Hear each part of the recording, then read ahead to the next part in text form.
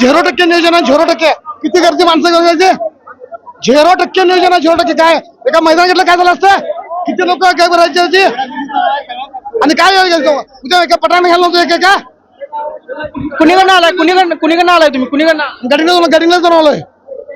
काय नेमकी परिस्थिती काय झाली किती वाजता आलाय तुम्ही किती वाजता आलाय नेमकं आता काय परिस्थिती आहे. मी 8 वाजता इथं आलोय आणि इथं नियोजन काय 0% नियोजन आहे. यांचं काही चुकीचं आहे. काही उपयोग नाही यांचा. जाऊ पुढं. काय नेमकी परिस्थिती आहे काय वाटतंय. भरपूर गर्दी आहे इथं कुठून आलाय नेमकं तुम्ही आणि कशी परिस्थिती आहे. आज पूर्ण जिल्ह्यातील सगळे ठरावधारक आले. जवळपास मुस्लिम समाजाच्या माध्यमातून जवळजवळ 2700 लोक ठराव आहे. परंतु AR ऑफिसचं नियोजन पूर्ण ढिसाळपणे आहे. एका माणसाला इथं कुठल्या ठरावधारकाला उभारायला नाही काय नाही शिस्तबद्ध नाही कुठली उभारण्याची व्यवस्था नाही बॅरिकेड नाही. त्यामुळे सर्वजण त्या प्रशासनावर नाराजी व्यक्त करतात. पूर्ण नाराजी व्यक्त प्रशासनाला पूर्ण नाराजी व्यक्त आहे. एका संपूर्ण मैदानामध्ये घेऊन नियोजन 0% नियोजन आहे. नियोजन करायला पाहिजे होतं. तालुक्याच केलं पाहिजे होतं. तालुका वाईज नियोजन केल्यामुळे हे गोंधळाचा गोंधळ झालेला आहे.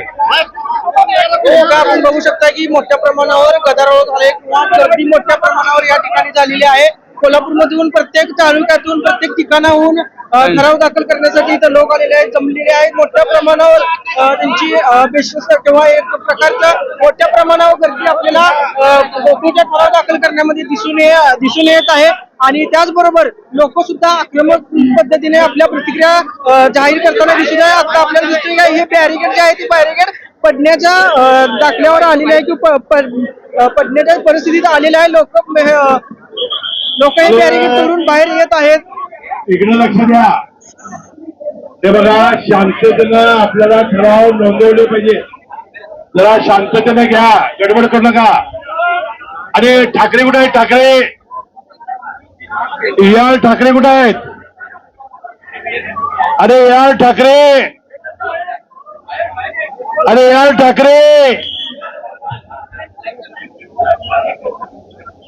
अरे ठाकरे कुठे आहेत.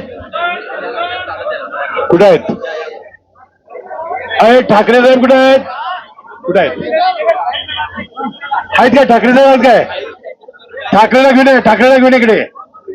ठाकरे साहेब इकडे या. ठाकरे साहेब जाते. ठाकरे साहेब या. हे तिकडे जरा. ठाकरे साहेब इकडे या.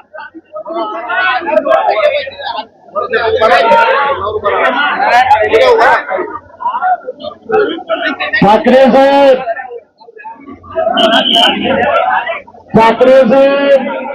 या इकडे.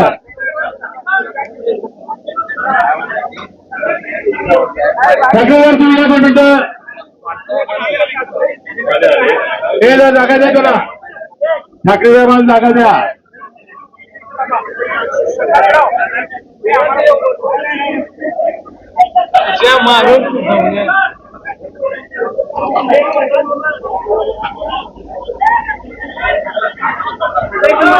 ठाकरे साहेबांना जागा द्या. आता तुमच्या लोकांनी काम थांबवलंय. आता थांबवले गेले ते काय म्हणतात की गट्टा करा आमच्याकडे द्या आणि संध्याकाळी तुमच्या पुढाऱ्याकडे आम्ही पोच देतो.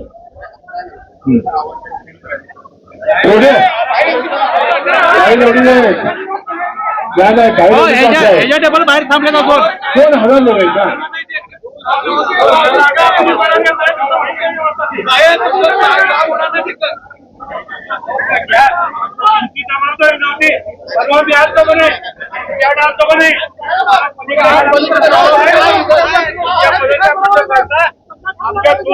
पैशाचं तुम्ही माणसं त्रास द्यायचा म्हणून केलंय हे बरोबर नाही. ठरावधारक हार्टचं पेशंट ते नाही तुम्ही गर्दी त्यासाठी काय झालं जबाबदार तुम्ही त्या गोष्टीला. आम्ही काय करतो ठराव गोळा करायला होतो तुमच्याकडे देतो ते म्हणजे सांगतात पोच द्या त्यांच्याकडे.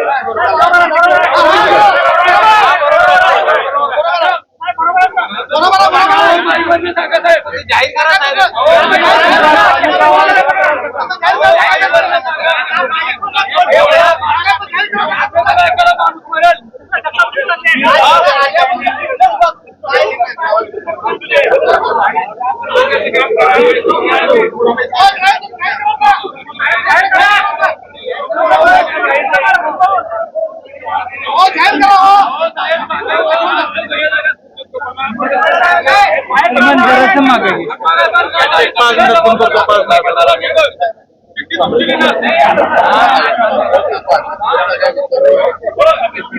साहेब कुठली घटना घडायची वाट बघू नको सा जाहीर करा.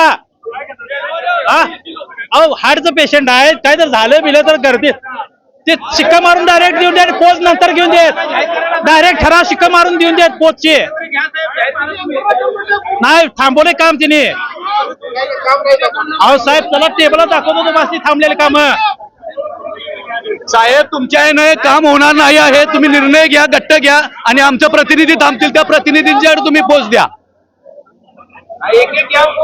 साहेब हे सकाळी 8 वाजता घरातून बाहेर माणसं पडलेली आहेत. 100 किलोमीटर अंतरावरून इथं आलेले आहेत लोक. रोष वाढायच्या अगोदर साहेब निर्णय घ्या तुम्ही.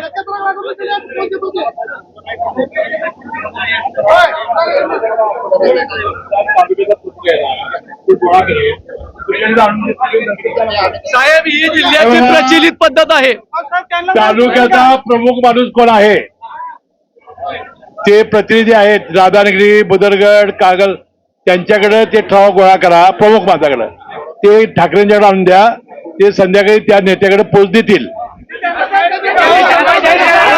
त्यांच्या तोंडून होऊ देते, त्यांच्या तोंडून बोलून दे त्याने. साहेब साहेब त्यांनी बोलायला पाहिजे. साहेब तुम्ही सांगा ते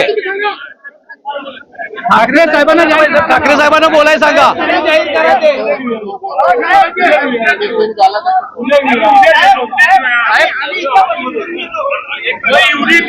तुम्हाला काळजी होती, पलीकडे का घातलं नाही मांडव? पैसे आमचे, दूध संघाचे पैसे काय सांगता? मार्क ठाकरे तुम्ही सांगा. ठाकरे साहेब बोलत नाही तोपर्यंत हे कामकाज असंच चालणार आहे. जोपर्यंत ठाकरे साहेब सांगत नाही तोपर्यंत आम्ही जायचंच नाही. साहेब तुम्ही तुमच्या तोंडाने जाहीर करा. अहो नाही बोलत साहेब ते, हे सोडू नका त्यांना. ठाकरे साहेबांना इथनं सोडायचं नाही.